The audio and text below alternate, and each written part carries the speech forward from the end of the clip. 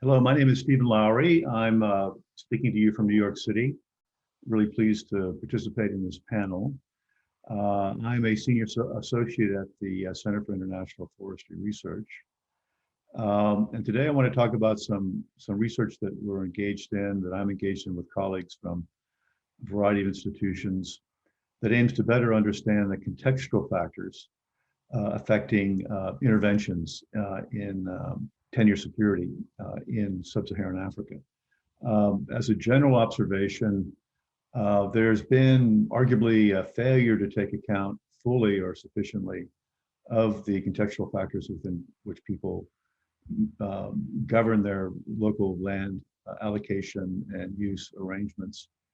And interventions tend to be based on sort of assumptions typically derived from other parts of the world.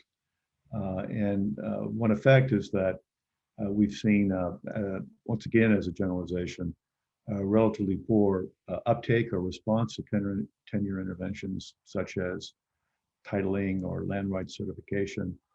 And we've seen, in many contexts, some negative consequences. I'm going to start, with describing a few sort of insights and principles that with respect to customary tenure that I want to put on the table that are really essential to our understanding the context of land tenure and land reform in sub-Saharan Africa. And they relate to African customary tenure systems, which continue to have great value to the present and future needs of rural African landholders and farmers. These systems need to be protected, or interventions need to be designed in ways that take careful account of their benefits, because they continue to serve the needs of the rural poor and rural communities across sub-Saharan Africa. As economic and social institutions, customary arrangements have a unique attribute. They provide secure access to land as a social right. And this is, of course, not characteristic of systems in the West, for instance, where access to land is governed by the market. And a key, customary tenure systems are a key institutional expression, really, of the rural social system or rural social system to which rural people are deeply committed. However, customary systems face a variety of external and internal challenges that make them less effective in providing tenure security and less able to serve the needs and interests of all community members. So I want to reflect on a couple of external and internal challenges, really, that really need sort of attention, and they are arguably quite different from the kinds of characterizations or the sort of priorities that development agencies or donor agencies tend to focus on in their own sort of intervention design. So there are two external challenges I want to speak to. First is the dominance of tenure reform interventions focused on promoting agricultural productivity, and that are based on certification or titling as a pathway toward privatization and marketability of land rights.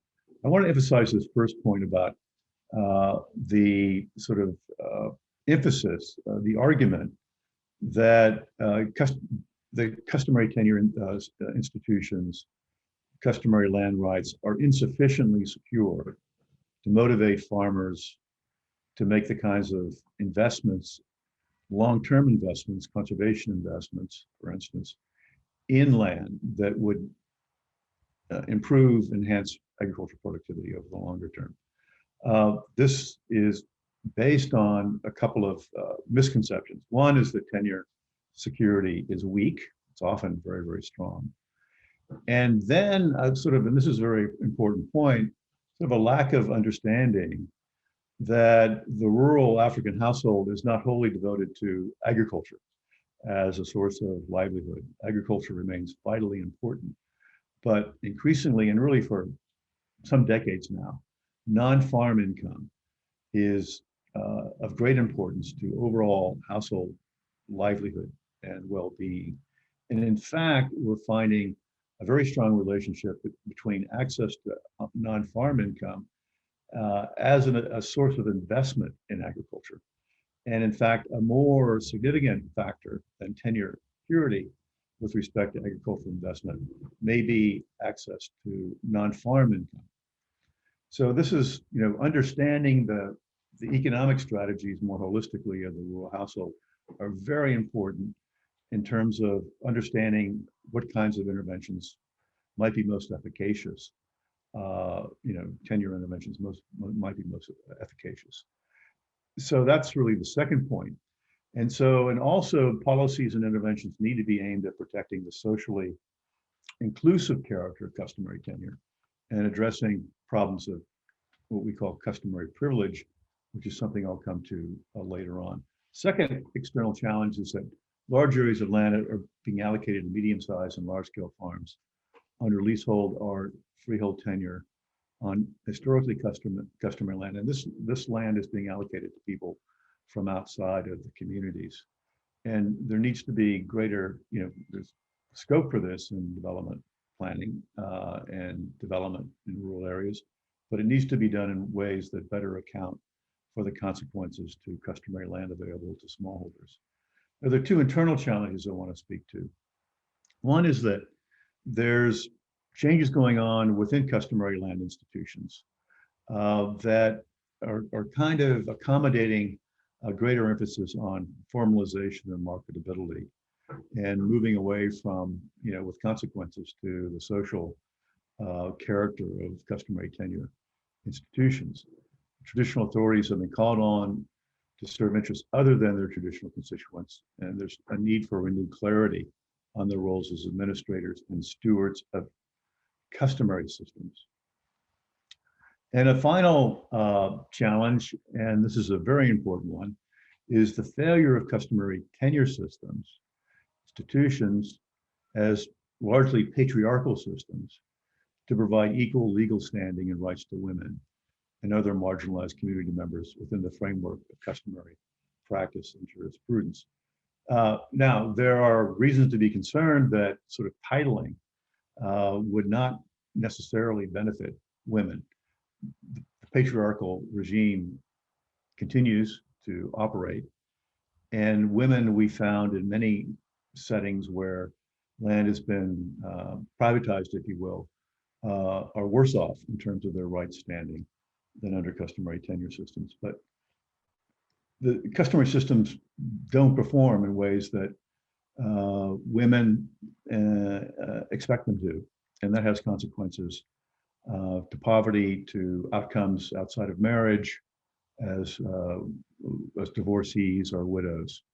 And so there's some very interesting scholarship on this, and this is work by Honig that I'm really from 2019 that I'm citing, that given the customary property rights work effectively for many citizens, it may be more efficient use of resources to help customary systems adapt to become more inclusive. That is, in terms of the rights and standing of secondary rights holders, like women and migrants and the youth, then to promote mass land titling. So I want to sum up here. These external and internal threats can be addressed, we believe, first by promoting a renewed commitment to customary tenure arrangements and a recognition of the considerable social and economic benefits. It's very rarely that you would have in place an institution that provides access to land to everyone, including the poor, as a social right. And rural Africans are vitally committed to this institutional arrangement, this system, deeply embedded in rural social life more generally. And reforms and interventions addressing these four interrelated challenges that we've just spoken to can be designed and developed based on the existing deep social knowledge of the systems, are attainable in the near term, that is, good outcomes or better outcomes are reasonably at hand, and they would not require transformational change or displacement of people, to the contrary, and are comparatively speaking cost effective. So I'll conclude there. Sorry, we're not meeting in person. I'd love to respond to questions and to have your input and comments, but thank you very much.